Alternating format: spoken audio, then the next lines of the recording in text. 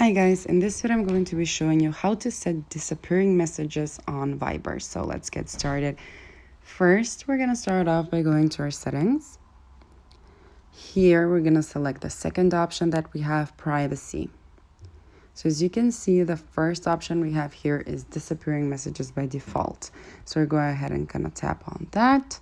So as you can see now they're turned to off. They're off, they're not on. But you can set them to 10 seconds, 1 minute, 1 hour, or 1 day.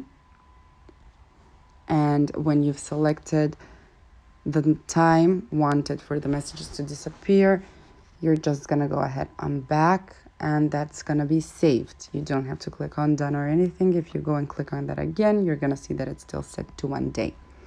So that's how it's done.